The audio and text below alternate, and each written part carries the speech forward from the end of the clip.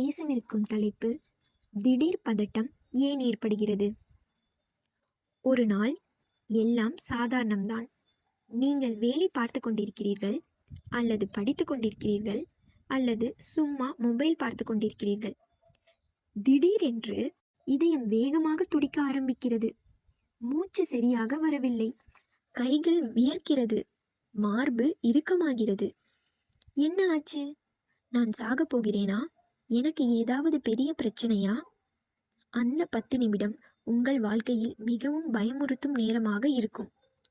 இதுதான் திடீர் பதட்டம். இதுதான் பேனிக் அட்டாக். இது உங்களுக்கு மட்டும் வரவில்லை, பலர் அனுபவிக்கிறார்கள். ஆனால் பெரும்பாலும் யாரும் இதை பற்றி திறந்த மனதுடன் பேச மாட்டார்கள்.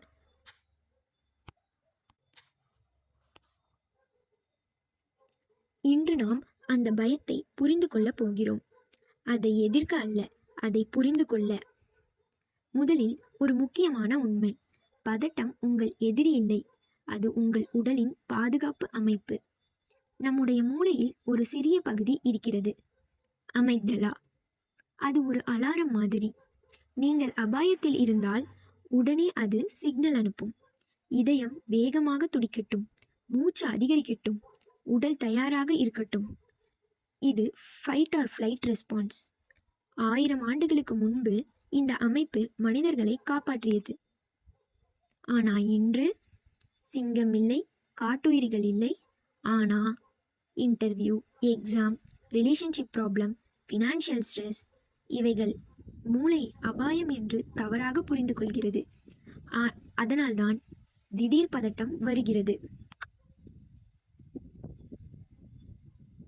ஏனென்றால் நீங்கள் தினமும் அடக்கி வைத்த உணர்வுகள் இருக்கலாம். பேசாமல் வைத்த கோபம், அழாமல் அடக்கிய துக்கம், சொல்லாமல் வைத்த பயம், இவையெல்லாம் உள்ளே சேரும். ஒரு நாள் உடல் சொல்கிறது, இனி நான் இதை தாங்க முடியாது. அது அலாரம் ஒலிக்கிறது.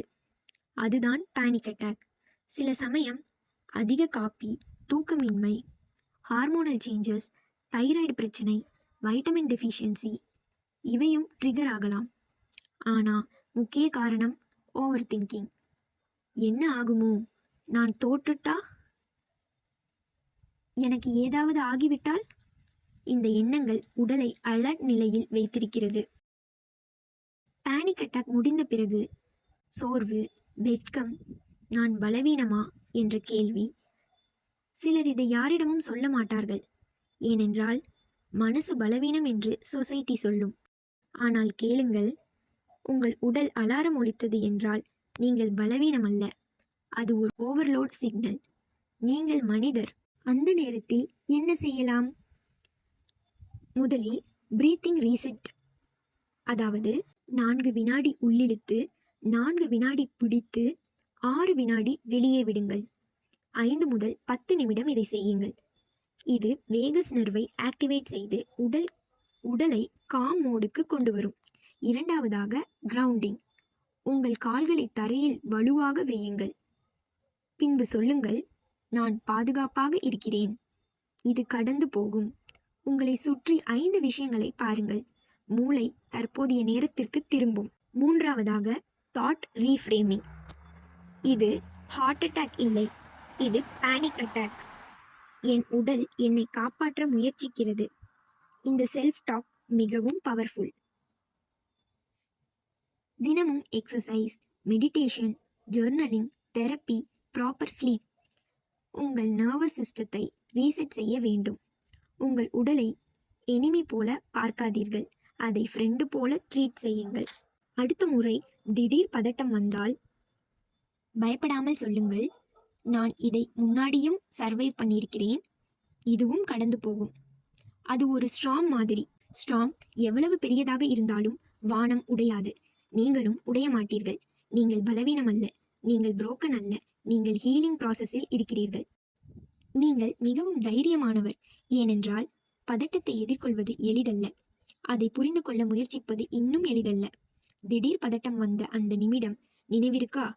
இதயம் வேகமாக துடித்தது, மூச்சு அடைச்ச மாதிரி இருந்தது. இது இப்போ முடிஞ்சிடுமோ என்ற பயம். ஆனால் பாருங்கள், நீங்கள் இப்போ இங்கே இருக்கிறீர்கள். அந்த வேவை நீங்கள் கடந்து வந்து விட்டீர்கள்.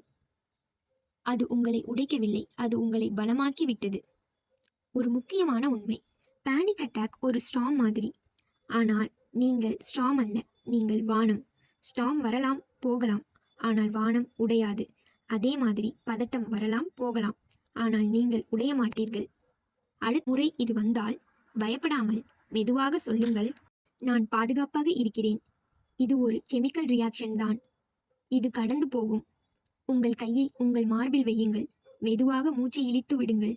உங்கள் உடல் உங்கள் எதிரி இல்லை, அது உங்களை காப்பாற்ற முயற்சிக்கிறது. அதை புரிந்து கொள்வது ஹீலிங்கின் முதல் படி. நீங்கள் இப்போ ஸ்ட்ரகிள் பண்ணிக்கிட்டு இருந்தாலும் நினைவில் வையுங்கள், நீங்கள் புரோக்கன் இல்லை, நீங்கள் வீக் இல்லை, நீங்கள் ஹீலிங் ப்ராசஸில் இருக்கிறீர்கள். ஒரு நாள் இந்த எபிசோடை நினைத்து நீங்கள் சிரிப்பீர்கள். இந்த நேரம் கடினமா இருந்துச்சு, ஆனா நான் சர்வை பண்ணிட்டேன் என்று சொல்லுவீர்கள். நீங்கள் இந்த உலகத்துக்கு தேவையான ஒருவர். உங்கள் பிரசன்ஸ் முக்கியம். உங்கள் வாழ்க்கை மதிப்புடையது. பதட்டம் உங்கள் வாழ்க்கையை நிர்ணயிக்காது, நீங்கள் தான் நிர்ணயிக்கிறீர்கள். நாம் மீண்டும் சந்திப்போம் அடுத்த எபிசோடில். அதுவரை மெதுவாக மூச்சை இழுத்து விடுங்கள். உங்களை நம்புங்கள். உங்கள் மனசுக்கு அன்பு கொடுங்கள். நன்றி.